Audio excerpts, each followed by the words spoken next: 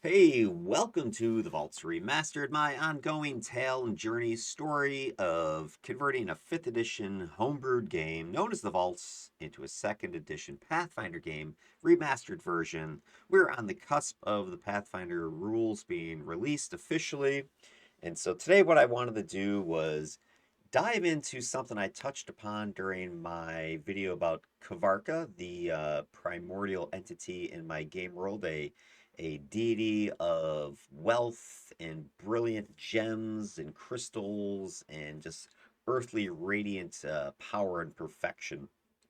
And during that video about his religion, I had gotten into some flavors, some variants, some concepts for clerics and champions. I At the time I didn't flesh out the mechanics behind it, but I've been thinking about it the last couple days, and you know what? I'm going to take a swing at this, even though I don't have all the official remastered rules in front of me. I still got to wait another couple days until I get my hands on that tome. But I wanted to look at the clerics of Kvarca. I wanted to present to you homebrewed variations or versions that are based upon the Cloistered Cleric and the War Priests using the remastered rules as I know them from watching a few of the YouTubers who do have access to the remastered rules. And so I've gotten the changes that I believe are encompassing mainly the War Priest, but also the Cloistered Cleric a little bit. So I wanted to take my flavors that I presented a couple videos ago and tie it into actual homebrewed versions of. I'm not redoing the doctrines of Cloistered Cleric and War Priest, but I'm going to present optional doctrines that you can substitute in as replacements if you so chose. So that is today's topic. That's today's idea. So if you're interested in that, homebrewing cleric doctrines, well, then this video is for you. And I'm going to do some real time work with my muse, Chatty Cathy, the ChatGPT AI system that I use to help me develop all kinds of stuff because she's got some good ideas. And I'm able to feed concepts to her, questions to her, and then she helps me generate some pretty sweet stuff. So let's take a swing at this, shall we? So here's what I know and what we have. From my video that I put together about the faith of Kvarka, this luminous faith, the cloistered cleric option at the time I presented was called the Seeker Perfection, and I presented four flavored bullet points of what these clerics would represent. Now, the cloistered clerics are the bookish ones, the scholarly clerics, as opposed to the war priest, which is your more warrior frontline battler type. So, the cloistered cleric of Kvarka, that doctrine would be known as a seeker of perfection. And so I presented at the time these four bullet points of what that would mean from a role play perspective. You would be on a journey of perfection. You would be blessed with artisan skills. You would use gemstones perhaps as divination tools, and you'd be a protector of beauty. And so I just presented this as flavor that you could inject into your character build or into the role play of some combat encounter or some spell cast you were doing. None of this actually had any mechanics behind it. None of this had any rules behind it. And then on the left here, you see the the version of the remastered, which thanks Ronnie, I kind of snipped this from Ronnie's the rules lawyer video, so thanks to you. Uh, this is the remastered doctrines for the Cloistered Cleric. I don't think these are much different than what is currently in game, current Pathfinder 2e. So, but here they are just for reference. So, if you don't know about how clerics work in Pathfinder 2e, we'll join the club. But I'm learning, right? I'm trying to figure this out, right? I'm going to be starting this whole homebrewed remaster of my game pretty soon, probably within the next 2, 3, 4 weeks once I get my hands on the books. But anyway, when you create your cleric and you pick your god and you get your domain, Part of this is also similar to the subclass or archetypes that you would see in 5th edition D&D. You choose one of two options. You either choose the Cloistered Cleric or you choose the War Priest, as I previously described them. So within those two choices, the Cloistered Cleric gets this set of doctrines, which give you powers, abilities, whatever, at various levels. So you got first doctrine all the way down to the final doctrine, which is your sixth one. And you get one, what is it, every 4 levels? So you start with the first level, and then you get one every 4th level after that.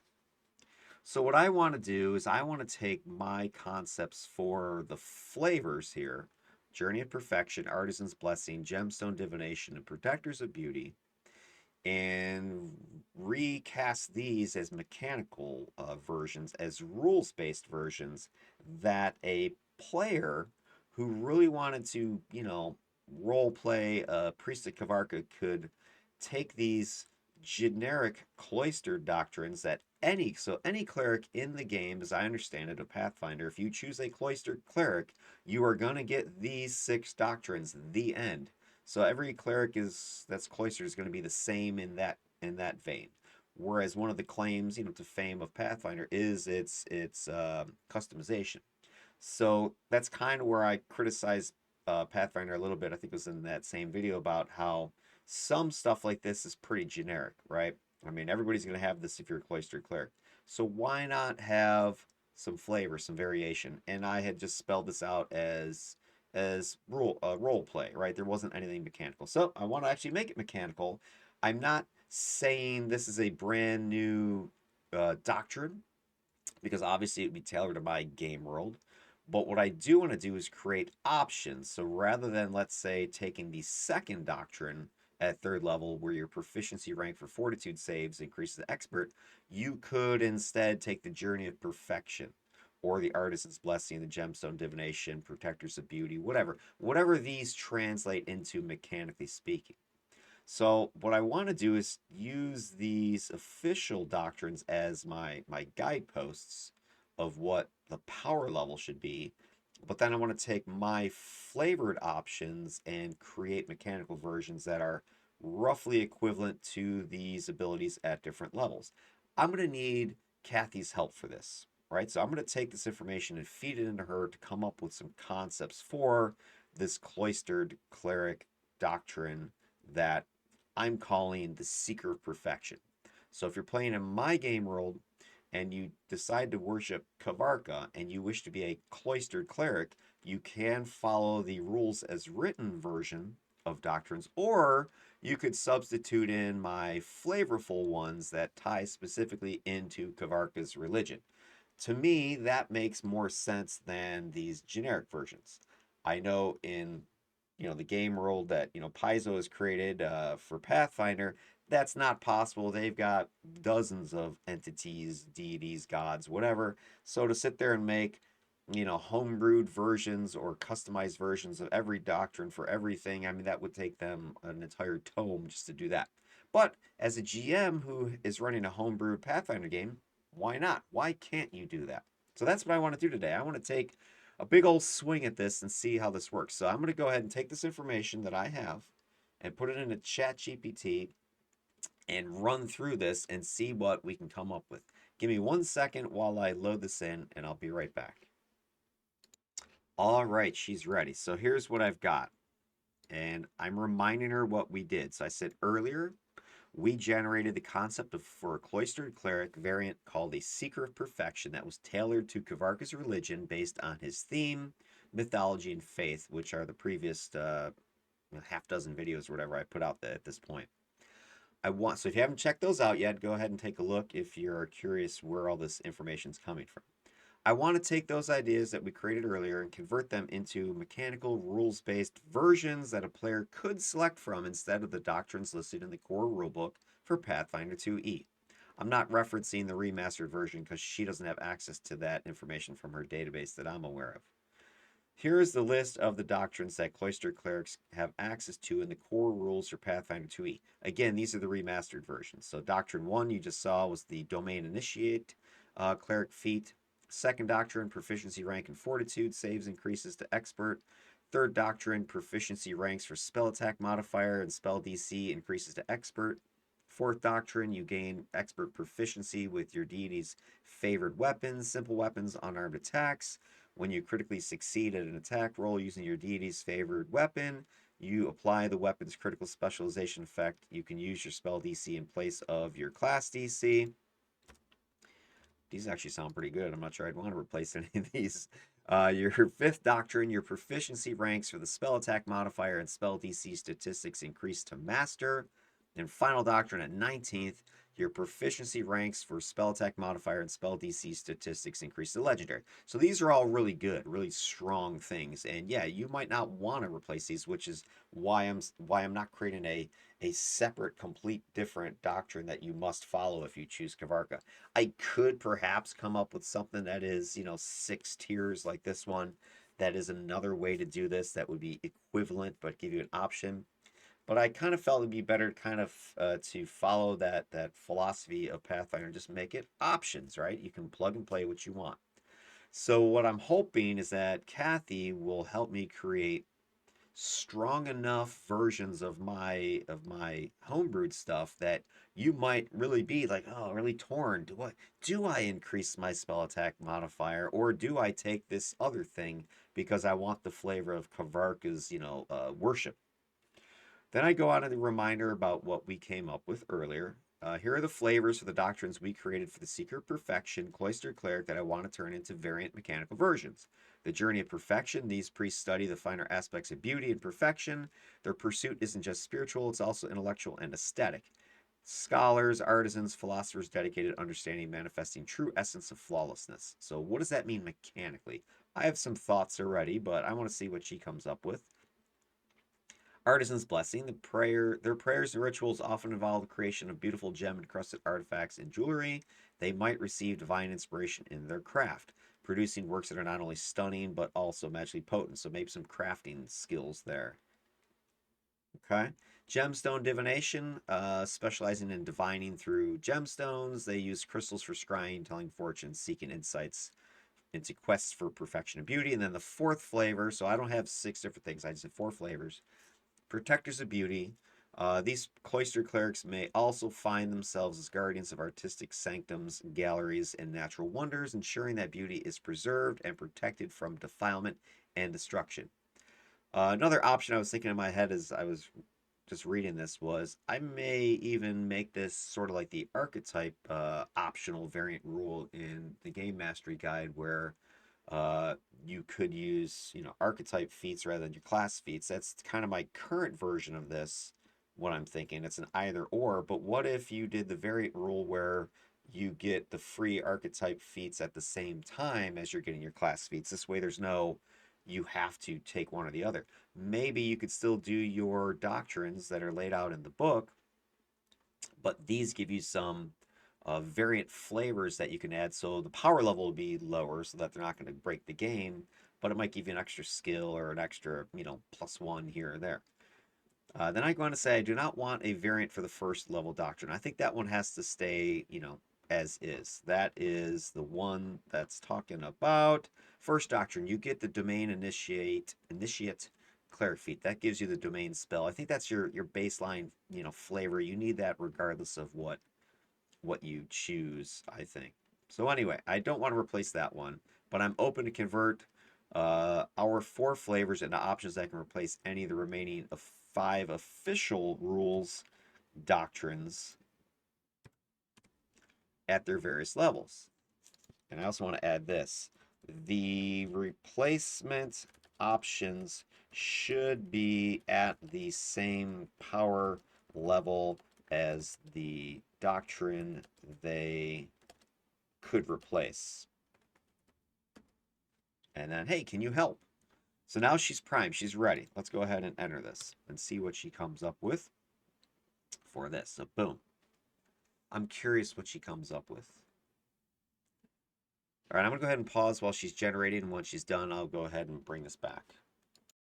Okay, so I went ahead and push this or pop this in here, and I got her responses. Now here's what's interesting is she did not replace the original abilities in the remastered version. What she did is she added on that variation to each of the doctrines, and she didn't just come up with just four. She took the four that we had and applied them to the five remaining doctrines because I told her to skip Doctrine 1. So it's pretty much what she did was that thought I had right before I paused the video, which was to make these abilities in addition to, similar to the archetype variant rule in the Game Mastery Guide. I'm curious why she did that. So I want to go ahead and ask her, what was the design choice? Because my original instructions I thought were kind of clear to come up with four versions that would replace. So I want to see what she was thinking, and then we'll look at her thoughts or suggestions. Um, let's see, I noticed you did not replace any of the original doctrines. Instead, you just supplemented them with the Kvarca specific flavors as add-on rules.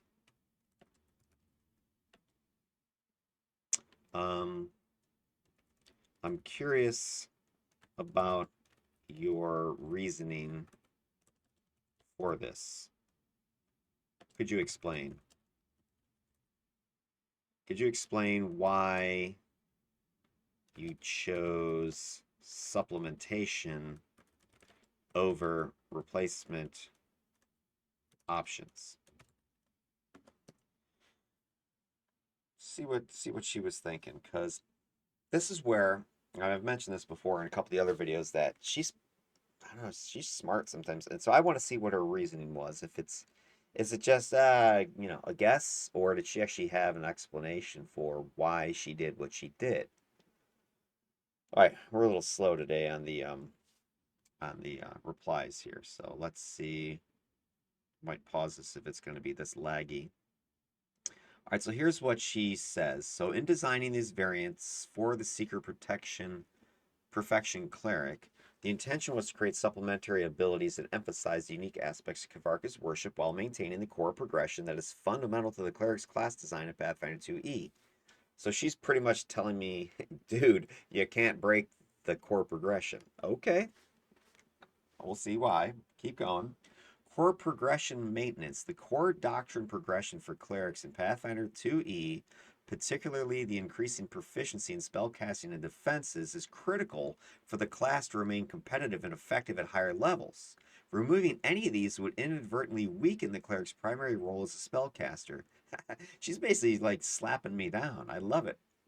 Balanced editions. By supplementing rather than replacing, we ensure that the Seeker of Perfection receives unique, flavorful benefits without sacrificing the essential features that define the cleric class.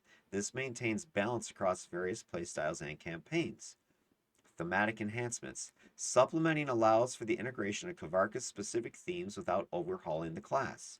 This means players who are drawn to the aesthetics and lore of Kvarca can enhance their experience without deviating from the expected capabilities of their class. So yeah, I mean, okay, this is kind of what I was in my head thinking, that, boy, I hope whatever she comes up with for replacements is as good as the core abilities were supposed to be. And she's pretty much acknowledging, yo, dude, you can't break the core abilities, otherwise the class may suffer. So let's go with the supplementation option instead, kind of overriding my initial thought process, which again is okay. But you see what I'm saying? She's freaking smart, right? She knows she's not yelling at me, but she's basically saying, hey, here's why you should do it this way. Cogent explanations. Simplicity and integration. For players and game masters, it's easier to add on to existing rules than to replace them, especially if those players are familiar with the core rules. This approach avoids the need to assess whether a replacement doctrine is of equal value to the original, making it more accessible for integration into gameplay. I cannot argue with her on any of these. However, if the goal is to create entirely new doctrines that replace the core ones, which was my last thought before I went ahead and asked her, We could certainly do so. The replacement doctrines would need to offer compelling features that serve a similar role in terms of power and utility to maintain the class balance while providing a unique play experience that aligns with the Seeker Perfection theme. If you prefer this route, I can provide replacement options that more directly swap out the standard doctrines with Kvarca theme variants. Very good. I mean, she is rationalizing what it is. So that's one thing I end up doing a lot is she'll come up with some idea occasionally where I'm like, wait, why did you do that? And when you ask her, she gives you an explanation. And she gave me a very detailed, logical explanation that if I were to have some debate with, any of you guys online somewhere, those of you that are really versed in the game and the rules who are looking at me, some noob coming in trying to remaster my own game, you probably would have told me a lot of these same arguments, and maybe some of you would have thrown in some curse words at the same time. But she's explaining why you want to do it this way. Now, my only question I still have remaining for her is that okay, but does supplementation potentially create overpowered versions of the core doctrine abilities that would outshine using just the quote vanilla options from the core rules? Let's see what she has to say about that. Because now I'm thinking, all right, that's great, Smarty Pants. But if we're supplementing, why would you then want to play the core rules? Right? You want to use these supplementary rules, which could be fine because it's a homebrew game, right? But it puts kind of more on me because now if I'm going to go this route, for every primordial I create, every cleric that I might come up with an option. Basically, I'm going to have cloistered options and war priest options for my homebrewed world. Otherwise, why would you play the vanilla when you can get the more specific thematic? It would just make sense. So let's see what she has to say for herself. Supplementation can potentially create more powerful versions of a class if not balanced correctly, as it adds additional capabilities without taking away any existing ones. The key to ensuring that these supplementary abilities do not result in OP characters to offer them in a way that's situational, thematic, and in line with the power levels of existing abilities at similar levels. All right, so here's what she apparently did with hers, and I would agree with this assessment. They should be situational, right? Not universally applicable in all scenarios, thus not always contributing to character power. They should reflect the thematic elements of the deity. That to me is the most important one. And the character's background, providing flavor and role playing opportunities rather than just mechanical advantages. Totally agree. Align with the power curve of the class, ensuring that the additional abilities do not outstrip what other characters of the same level can do. It's also worth considering opportunity cost. When a cleric gains a supplemental ability, they might be foregoing other actions or resource investments. So, in other words, the action economy, right? So, you might get a little something extra from one of these doctrine abilities, but if you spend an action doing it, then, you can't do something else. So, it might have a negative impact potentially. If the new abilities are designed to use resources, focus points, daily use limit, or require specific circumstances, they won't always be a direct power increase, but rather a new strategic option. Okay, I can dig that. If we're concerned about the balance and don't want to risk overpowering the character, we should go with the replacement route. This involves careful consideration of each level's ability to ensure that it provides a benefit comparable to the standard doctrine's benefit. The replacement should offer a distinct playstyle without increasing overall power. If you'd prefer to explore this route, I can assist in creating balanced replacements for each doctrine level. I don't know. I mean, I'm kind of, I'm definitely concerned that it might OP those doctrines. But let's, before I decide one way or the other, because we could definitely come up with a replacement, right? You could design new doctrine abilities that are equal in power, that might be as juicy of a choice as the current doctrines. Of course, that, it's hard to see that given that the core doctrines were pretty integral to the cleric's performance by bumping their proficiency levels, from master, expert, whatever. legendary, so I don't see how you can't really replace that because that trickles through so many different things. So I don't see if that's possible. All right, but let's see what she actually came up with, and then we can make our decision. So 1 second, let me flip this over to a side by side of the variant options she's presenting versus the core options. Okay, here we go. So here is the second doctrine, Seeker of Perfection. On the left, you have the core rules remastered version of the Cloistered Cleric doctrine. So the second doctrine, at third level, your proficiency rank for fortitude saves increases to expert. So you have proficiency ranks in the game where you're, untrained, trained, expert, etc. And each bump up, I think, gives you like another +2 on those abilities or whatever. So, for instance, your fortitude saves would go from trained to expert, so that would be a +2 to a +4. And then anything you are trained or better in, you also add your level to that. So this is essentially a straight +2 bonus to fortitude saves, is what the current second doctrine does for Cloistered Clerics. Now, what Kathy is suggesting is that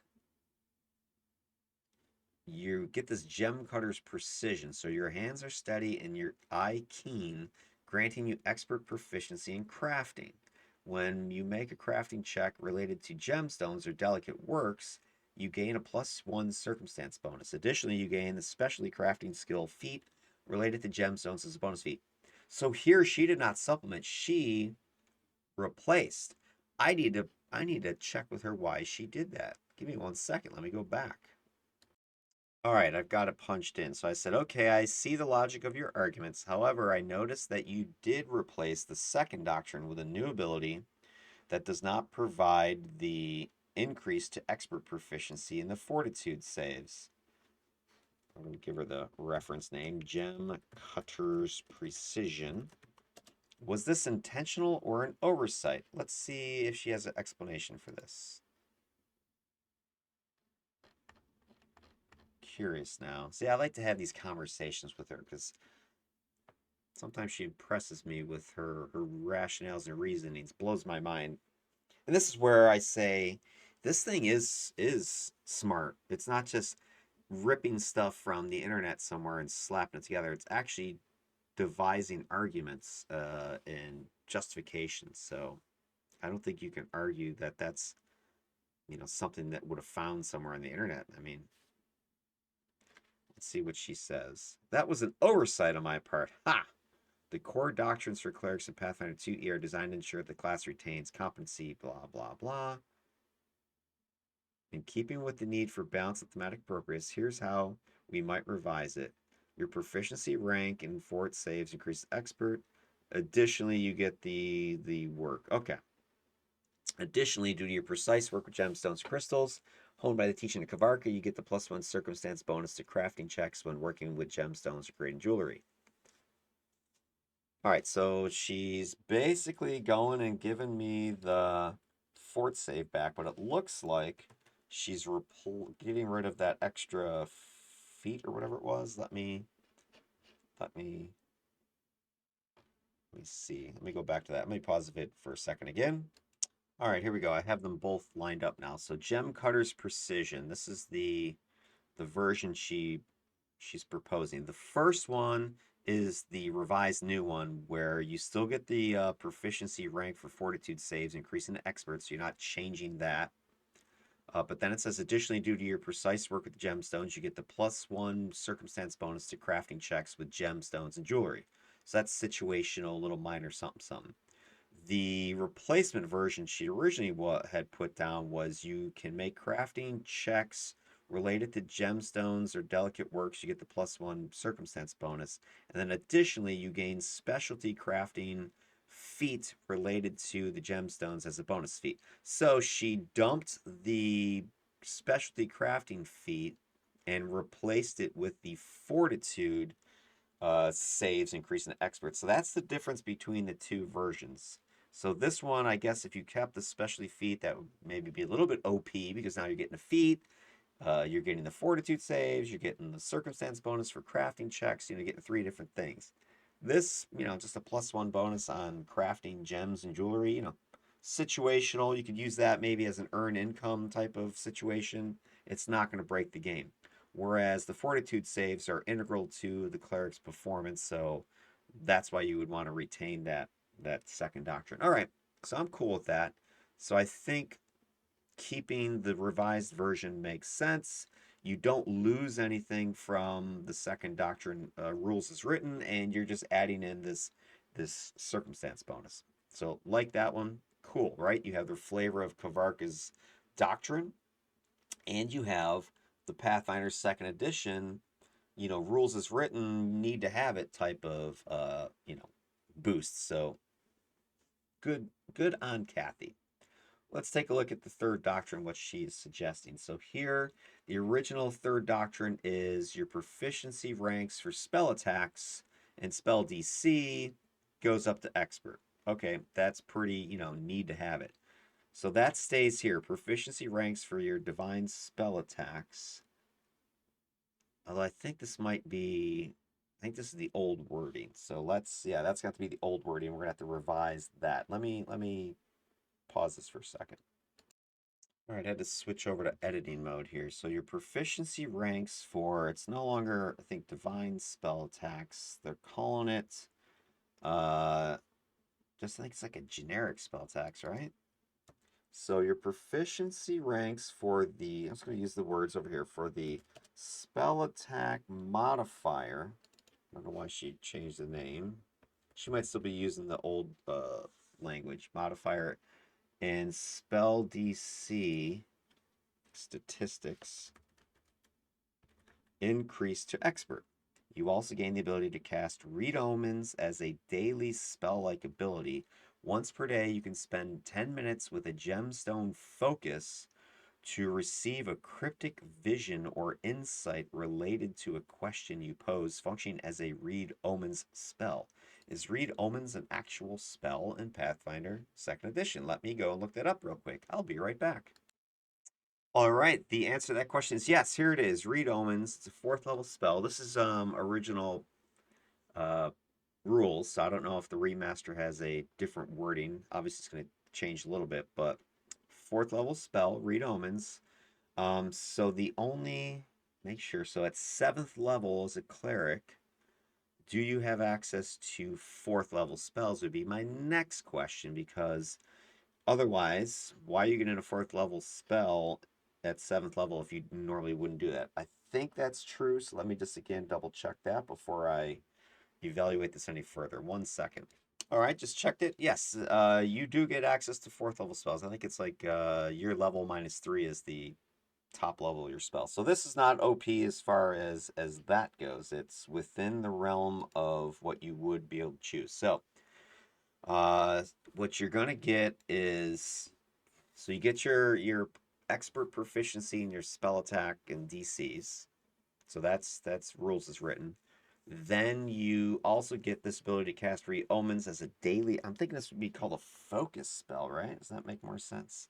As a focus spell, daily spell like ability. I don't know. That would needs to be thought about. But as a focus spell, I'm gonna put this in as focus spell for now.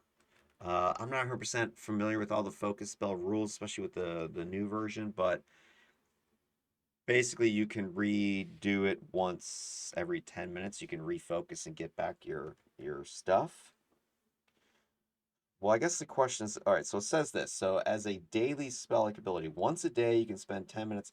All right, so the difference would be if it was a focus spell, is that you could essentially cast it, every 10 minutes or whatever, because I think you can refocus. I don't know if there's a limit on the number of refocusing actions you can do during your little rest period. So that's something that if you know the answer to that, let me know. But as I understand, essentially it's like the short rest in D&D. So after combat, let's say you've got a little bit of rest time. You take 10 minutes, you can refocus, and you can get back a refocus point. I don't know how many points you get back. That's all of them, one of them. Exactly the rules I don't remember or don't know off the top of my head. But if it was something like that, and this was a focus spell, then you could hypothetically keep refocusing, keep getting this back, and keep casting it. So I think maybe leaving it as worded, it's a once a day thing, and it takes 10 minutes. So it's almost like, is that like a ritual? I don't know, again, the ritual rules, spell like ability. I want to put ritual in question marks because maybe that's what this needs to be. Maybe this needs to be a ritual. I don't know if anybody did the ritual rules change in the remaster? I'm gonna go take a quick peek at those because this smacks of like a ritual or something to me. So let me just double check that and see if that would solve this problem real quick. Be right back. All right, I just checked, looked this up. Rituals. It could be a ritual, but and maybe it should be, but the rules for rituals are it takes an hour, bare minimum to do this ritual. Maybe it needs to be a ritual. I don't know, but then there are plenty. I was just looking this up. There's plenty of once a day abilities out there, like magic items, for instance. So it might fall under that umbrella. A once a day magic item activation. It could fall under. There are certain feats that you can only use once a day. I'm looking at right now the sense, direction, survival skill check, and here it's talking about typically you attempt a survival check only once per day. So there are lots of once per day, activations in the game. So all right, that could simply be the frequency of this particular ability. So maybe it doesn't need any sort of special wording, and it's good to go as is. But that's something that you could look into. Maybe if you feel this is OP, then you turn it into a ritual and it takes an hour and it costs some gold in order to cast it. But right now it's on a once a day cycle. 10 minutes with a gemstone focus to receive a cryptic vision or insight related to a question you pose, function as a read omen spell. The other way you might limit this, let's say you did want to turn it into a focus ability, you could make it so that that gemstone needs to be a certain value and that it crumbles when you're done with it. And so it kind of gives you a cost if you want to keep casting this. Great, but you're gonna need a bunch of gems to burn through. All right, so I mean this isn't all right. Then this doesn't seem like crazy. So let's take a look at what Read Omens does. So you got this cast time of 10 minutes. You peek into the future, choose a particular goal or activity you plan to engage in within the week, or an event you expect might happen in a week. You learn a cryptic clue or piece of advice that could help with the chosen event, often in the form of a rhyme or an omen. Wow, this is going to put something on the GM to come up with, right? So this is like a flavorful thing. You have I'm reading my crystal once a day, and hey, what happens if we go to the wedding ceremony, right? And then as GM, you're gonna have to have. Now, if I had a player Kvarca, Cloistered Cleric, I would probably. Here's the problem with something like this: is you don't know when your player is going to use it, right? And so if you're trying to spontaneously come up with a rhyme or an omen, yeah, that's pretty rough from a GM. So this is actually, I think, where you can use Kathy to help you as well. You could, have your chat GPT ready, and if a player's like, hey, I want to read omens about that upcoming ceremony, you could, if you've plugged into Kathy the current events of what's going on. Hey, the players are going to the wedding between the Duke and somebody or other, and there's a murderer in the crowd who's gonna kill them, whatever. You could then ask Kathy to come up with a poem or a rhyme or an omen or something, and she'll do it, that you can then use. So that might be a quick way to do this as well. But that's the one problem I have with these types of abilities. It puts more on me. So here you are, you give this ability to one of your clerics, and they're throwing this out at you to come up with rhymes, omens, poems, whatever they want to use this thing. Yeah, definitely once a day is plenty now that I think about it. All right. So anyway, that's the third doctrine. Let's take a look at the fourth doctrine, Artisan's Aura. So the original 11th level fourth doctrine is you get proficiency with your deity's favored weapon, simple weapons, and unarmed attacks. Okay. So when you critically, for Kvarca, his favorite weapon is the spear. When you critically succeed at an attack roll using the deity's favored weapon, you apply the weapon's critical specialization effect. All right. And you can use your spell DC in place of your class DC. So that could be advantageous because most cloistered clerics aren't going to be, badass, strength based warriors. So this makes you a better fighter, is what this one's designed to do. So you get the proficiency with the Artisan's Aura with the favored weapon, just like you would. When you critically succeed, you get this critical specialization effect. What you get is the added thing. I'm going to go ahead and pop this down with another bullet. Additionally, once per day, you can perform a 1-hour ritual to infuse an item you've crafted with a minor magical effect, such as causing it to glow with light or vibrate slightly in the presence of danger. This seems pretty non-specific. So I think that you'd have to have, I don't know, at least I think you'd have to have some more either limited choices like the light cantrip. Okay, that's fine. Vibrations, so I think there needs to be something like, I don't know the Pathfinder name, but just something like, a minor illusion type of D&D reference, something that is within some sort of limit. I think. So artisan's aura. So an aura could be light or it could be a sound effect, something like that that is tied to this this item. Maybe it's just an aura, it's a different color, a different flashing. Again, something minor. It's not gonna like, make or break the game. Light could be very good because now you don't need to have the light cantrip and cast that. It's just on your weapon or on your item, whatever it is. But it has to be something you've crafted. Hmm. So yeah, I don't know. This is kind of a tough one.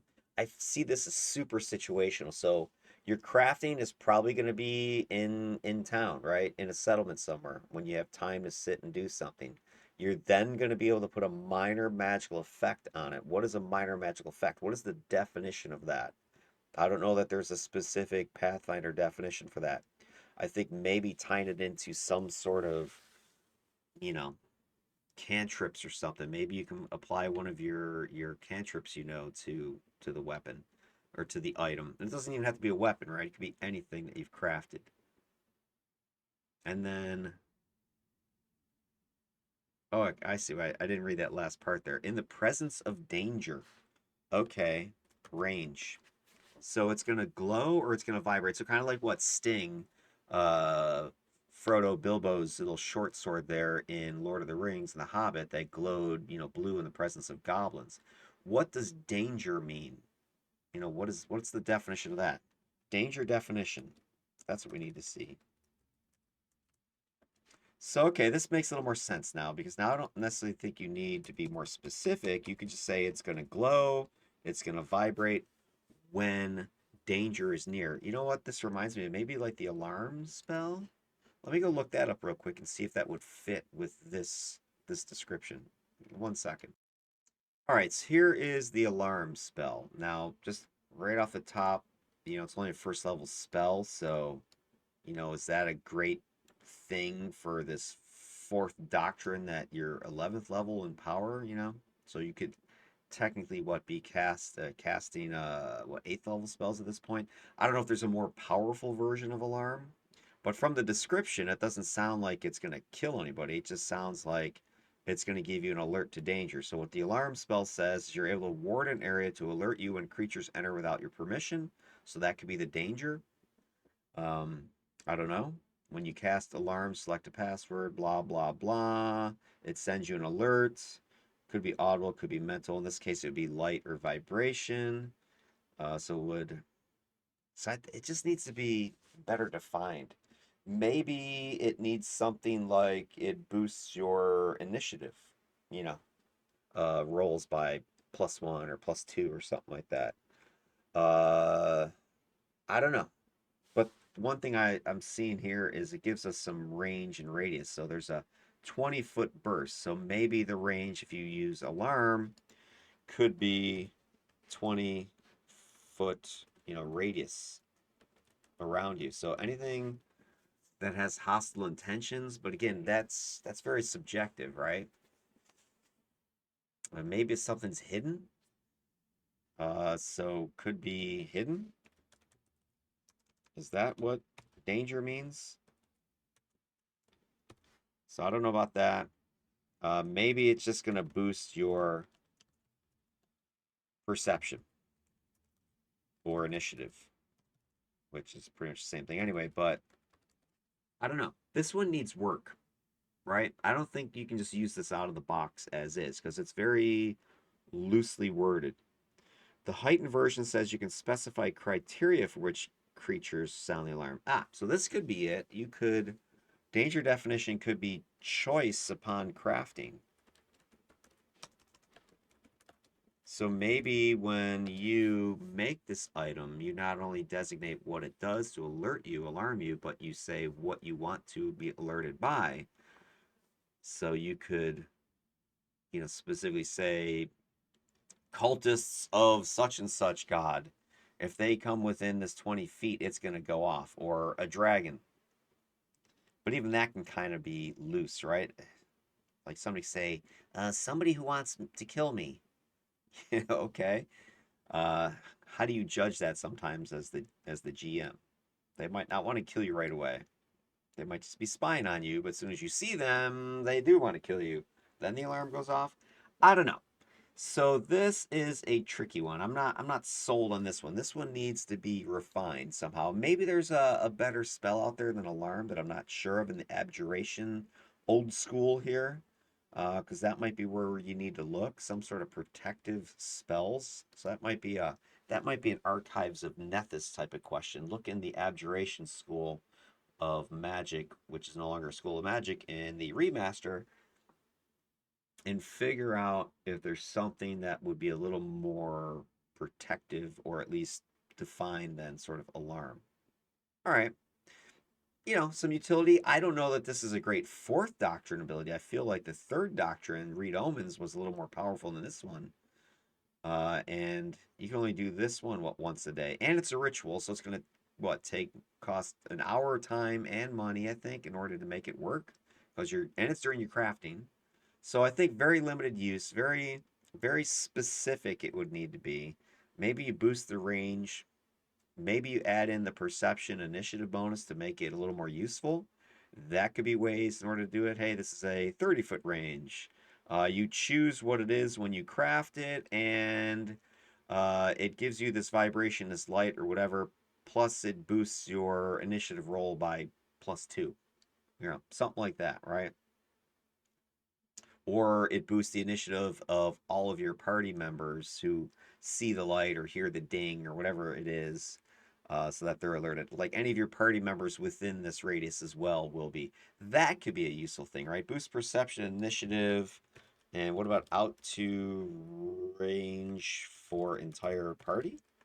That could be a useful, right? Now this vibration, kind of everybody feels it, and they know it's being triggered by orcs. So everybody in the party gets that +1 boost to their initiative, to their perception checks. That could be a cool way to make this work, I think, because now it's better than alarm. It's your whole party's benefiting. I like that idea. So I think that needs to be refined. So that's what I would probably throw back and forth with Kathy a little bit here and make this more specific. All right, let's move on to the next one she has proposed. Secret Perfection, the fifth doctrine. Normally, your proficiency ranks for spell attacks and spell DCs goes to master level, so that doesn't change in the Master Perfection. I like the names that she's given these, by the way, right? She's given these Artisan's Aura, Diviner's Insight, Gem Cutter's Precision. Then we've got the Master Perfection. Your proficiency ranks for divine spell attack rolls, spell DCs increase to master level. Okay, so again, the wording needs to be, I think, changed. Proficiency ranks for divine spell attacks. For the spell attack modifier,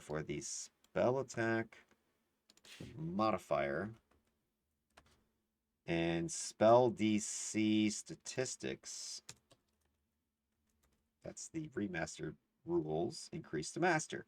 Additionally, your understanding of beauty and perfection allows you to restore or improve objects or structures. Once per week, you can cast a special variant of the mending spell, so it sounds like another ritual, that can restore a damaged object or structure to its original perfect form regardless of the extent of damage. That sounds OP as F. It doesn't specify the size. Let's say there's been a siege on the castle, and you just walk up and do this ritual, boom, the whole castle's wall is restored. There has to be a limit to the size of the object or structure. is it an entire city wall? Damn, that's OP. Or is you talking a little watch? So there has to be some definition of what that means. So it's the variant of the mending. So maybe it's based upon the mending spell itself. I'd have to look that up and see if there's, limits on the size given for that one, which I imagine there is, or there are. Let me do a quick look on mending. Mending spells. Let's see. Targets. You repair the target item. You restore 5 hit points per spell level to the target, potentially removing the broken condition. So yeah, I kind of like, at least with mending, there's a limit to how many hit points the object can get back. And then you can heighten it here. I'll pull this up. Let me pause for a second. Actually, no, I can probably just do a quick screenshot of this and slap this in here because it sounds like you could make this one a little more logical in game terminology. So here's the mending spell. Here's what it says. So you can range of touch, and you can only do non-magical objects of light bulk or less. Then you can restore 5 hit points.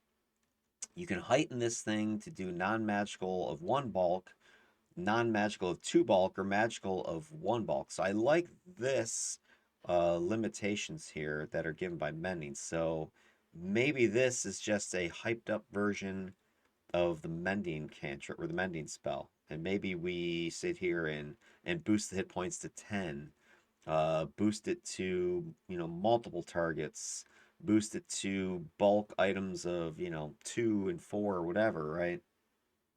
So I think you need to define the hit point and bulk limits based on mending spell. Mending spell is probably not mending anymore in the remaster. So yeah, I think that could work. Could work. Just need to define it better. All right. Yeah, and again, that's kind of not super OP, right? I mean, well, sorry, it can be OP, but if you use mending as your basis, then it's not OP at all. And as a matter of fact, it might be underpowered because we're talking this is your 5th doctrine at 15th level, and now you're able to fix broken stuff. Ooh, is that exciting? It would have to be a sizable enough, you know, bulk that it would be worth it. Otherwise, just take the mending spell and do it, right? Especially if you can only do this once a week.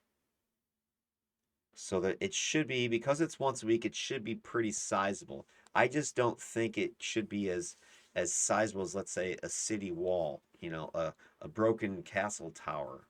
I mean, that sounds pretty OP to me. It depends on, the situation, I guess. But, there has to be a limit, right? There has to be an area that you can repair. There has to be a size that you can repair. And I don't know enough about Pathfinder. I know there's rules for hit points of objects. I don't know if there's rules somewhere for the hit points of like a building. Probably is, right? It's Pathfinder, right? Let me do a quick search because maybe I can find it. I'll be right back. All right, I found it. Archives of Nethys. This comes from the core rulebook, page 507, I think it was. But here you go. There's table 11-4, material hardness, hit points, and broken threshold. And you'll notice as you go down the list, the hardness, hit points, etc. are increasing, broken threshold. So down here they have much larger objects. So I think you could use this table to help define the power limits of this particular ritual ability. So you could repair a stone structure, hit points 56, like a stone wall, with this. So I think if you define the limits here, right, and say, I don't know, it's able to restore 50 hit points or something like that. Now it's more reasonable. You can then align it with what you see in a table like this to give you that example. So maybe that's how you do this, because it's 5 hit points per spell level. At 11th level, you would have what? Sorry, this is what, 15th level? So anyway, you'd be like at, your peak spell levels at this point. So you should, yeah, I mean, 50 hit points I think fits within a reason, right? And you can target non-magical. Maybe the magical objects, that could be an issue. I don't know. But anyway, if mending can fix it, so basically this ability should be like the mending spell, I think, for sure. It's just that if you up the repairs, the hit points would be an easy way to define it. So now it's not so I repair the entire castle. You could repair a wall up to, 50 hit points of damage, to help repair it. And this is only once a week. So I think if you did something like that, define it based upon table 11-4, then this is not so crazy of an ability. So limit the size of the object or structure based on table 11-4 from core. And again, the remastered version, I don't think it's probably changing this, but just something that be aware that some of these numbers might change. Maybe the break threshold, I don't know. So it would be something that you could do, or maybe you're able to fix it and add some temporary hit points to it to give this a little bit more oomph compared to just the mending spell. Because, if you're going to be bothering taking this ability, this doctrine, and using it, this once a week mending spell, it should be better than the mending spell. Because otherwise, just use the mending spell a bunch of times. Casting time of 10 minutes. I could do it like, what, 8 or 9 times and heal the wall that way. Whereas this is like, bam, once a week you are doing this mega healing. So I think definitely need to come up with a way in which this thing is more powerful than mending, but not just open-ended. You can fix whatever you want. An entire fleet of ships I will mend, right? So I've gotta look into that one. I don't know enough to define that just yet, but it's something that's on my radar. All right, and then the final doctrine for the Secret Perfection, the Guardian of Splendor. So normally at 19th level, you get your final doctrine. Your proficiency ranks for the spell attack modifier, spell DC, statistics increases to legendary. So again, need to reword this. Your proficiency ranks for the spell attack modifier and spell DC statistics increase to legendary. You become an avatar of evil. You become an avatar of protection for beauty and sanctity once per day. You can cast a unique spell that shields a location or object, granting it immunity to physical and magical damage for 24 hours. Again, that sounds kind of OP. You just can't damage it? This ability reflects your ultimate dedication to preserving the pristine state of beauty in sacred places. Yeah, the immunity is what's got me, right? Because that's, absolute, right? Nobody can touch something. So, and it's once a day you can do this. So let's say your castle's under siege. Hell, it's immune. Can't touch it, can't break it, right? That sounds just way too OP. So there's got to be some limitations here. Maybe, limit to uh, a set damage resistance, something like that. 20, I don't know. Something like that where it still is doing something good, but it's not like complete immunity. Physical damage, all right, maybe physical damage is immune, but the magical damage is immune. Maybe that should be set as some sort of capped resistance, or there's some way in which to bypass this. Somebody else could come and do something, because otherwise, how do you undo this? Like, let's put it in this context. The enemy that you're trying to get to is hiding behind one of these immune things because they have a priest of Kvarca with them, or they are the priest of Kvarca. And you can't do jack about it. No matter what you've got, you can't break through this thing. And maybe it's not like a structure. Maybe it's just something that you're supposed to shatter in order to. Let's say it's the Ring of Power, right? Frodo is supposed to throw this into Mount Doom. Nah, Guardian of Splendor just made it immune, so whatever. You can't destroy it. Good luck. The end, right? So that's what I mean. It's too crazy. You can't just go immunity. right? If it's limited to something immune to a certain damage type, okay, that might be something. Limit to set damage resistance, define to specific damage types. That might be a way to limit this thing, but it needs a limit.